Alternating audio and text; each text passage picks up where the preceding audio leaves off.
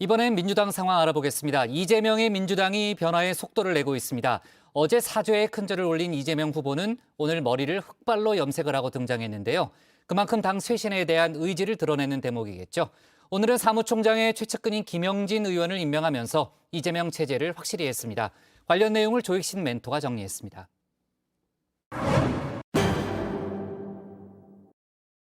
지금까지와는 완전히 다른 변화되고 혁신된 새로운 민주당으로 거듭나겠다는 의미로 제가 사죄의 절을 한번 드리도록 하겠습니다.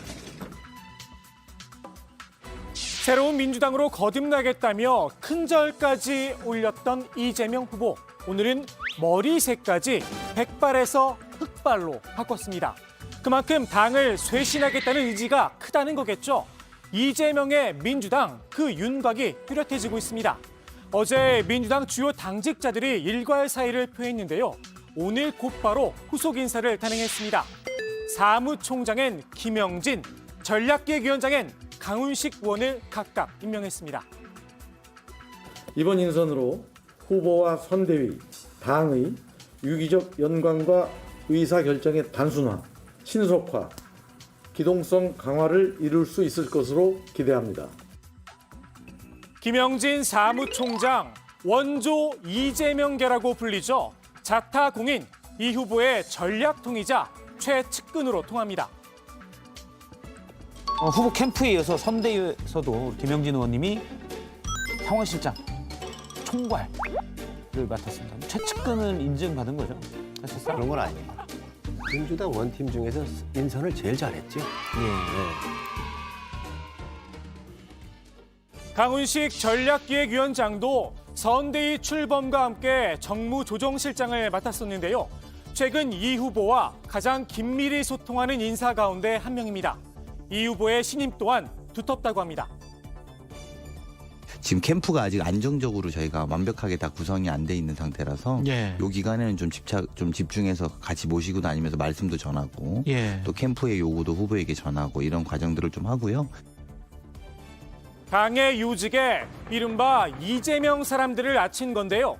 한때 당내에선 송영길 대표까지 교체해야 한다는 이야기가 나왔었죠. 송 대표는 자리를 유지했지만 이번 인사를 계기로 확실한 친정체제 구축에 나섰다는 평가입니다.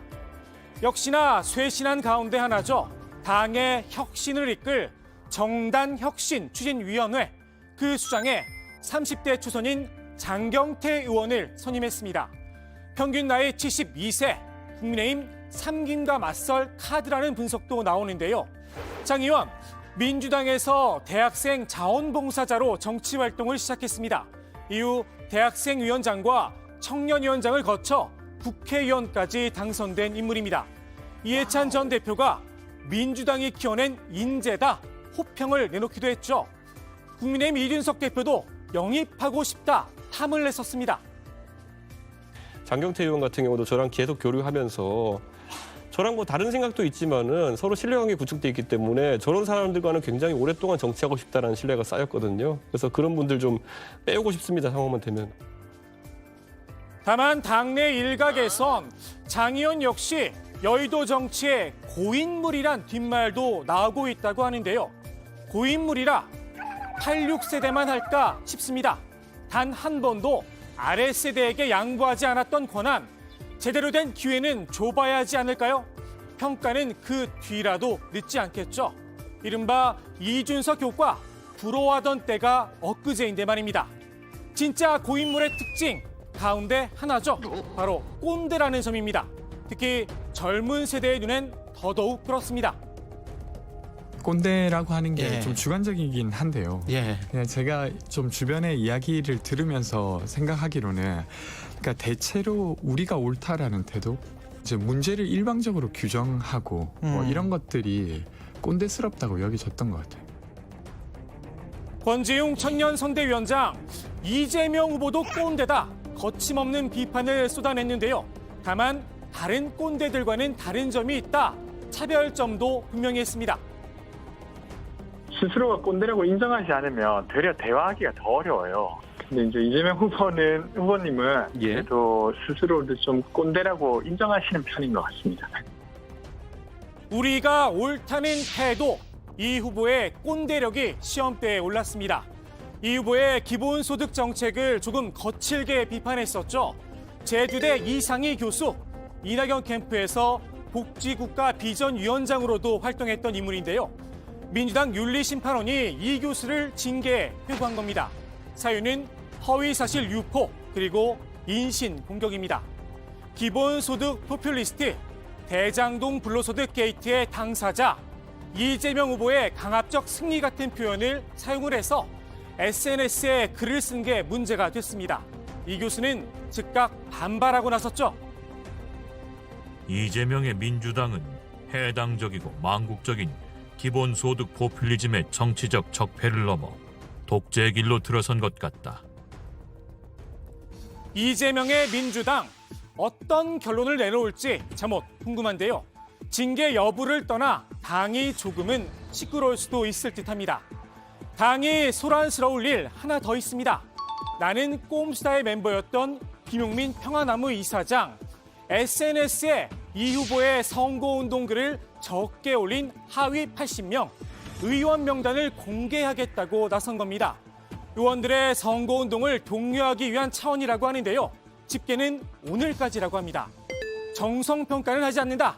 숫자만 본다. 원칙도 분명히 했습니다. 앞서 이 후보도 우리가 언론이 되자며 SNS 활동을 독려했었죠. 누군가가 이 기울어진 운동장을 정상적으로 만들어야 됩니다. 누가 언론 역할을 해야 된다고요? 우리가! 송영길 대표부터 팔을 걷어붙였는데요. 페이스북에 이재명을 공부해 주세요란 게시글을 올렸는데요. 이 후보가 직접 쓴 글을 소개하며 성심을 다해 설득해 갑시다. 직접 당부를 했습니다. 선대위에서 온라인 소통 당장을 맡고 있는 김남국 의원도 즉각 행동에 나섰습니다. 이 후보의 공약을 실시간으로 공유하고 있죠. 언론 보도에 선풀 달기 운동도 벌였습니다. 일부에선 좌표 찍기 아니냐 비판도 있었지만 말 그대로 선풀입니다. 공감과 비공감 표시, 이것도 어디까지나 지지자들의 의사표시 수단 가운데 하나입니다. 정작 문제는 이런 홍보나 동료 활동을 굳이 순위까지 매겨 구분을 지을 필요가 있느냐는 겁니다. 하위 80명의 지목된 의원들, 자칫 이 후보 지지자들에게 좌표가 찍힐 수 있습니다. 2002년 대선 뒤 민주당 분열의 씨앗이 됐죠. 살생부 논란이 떠오르기도 합니다. 원팀으로 치러야 하는 대선, 정말 의원들의 분발을 촉구하고 싶다면 차라리 상위 80명 명단을 공개하는 게 어떨까 싶습니다. 선풀처럼 선한 의도로 말입니다. 더욱이 의원들의 SNS 홍보, 조금 과하다는 비판도 나오고 있는 상황이죠. 가 뭐라 그랬냐면 이재명 따라 배우기 운동을 하더라고요. 그래서 이거는 그러니까 자유민주주의에서 굉장히 낯설게 느껴지거든요. 그러니까 제가 볼 때 이거 NL 스타일이에요. 그래서 그 다음에 이제 홍보하는 것도 보게 되면 뭉클, 울컥, 뭐 이런 거, 왈칵 이런 거, 약간 신파 쪽 이런 것들이 굉장히 우리한테 좀 이렇게 뭐랄까 이질적으로 느껴진단 말이죠. 국회의원들이 전부 다 지금 SNS를 이재명과 같이 찍은 사진으로 찍는 뭐 교체를 한다든지 막 이런 것들이 막 바람이 불고 있으면은 좀 너무 좀 그러니까 과한 것도 좀 경계를 해야 된다 이렇게 보여집니다. 이재명의 민주당, 이 후보의 색깔을 명확히 드러낼 수 있는 기회인 건 분명합니다.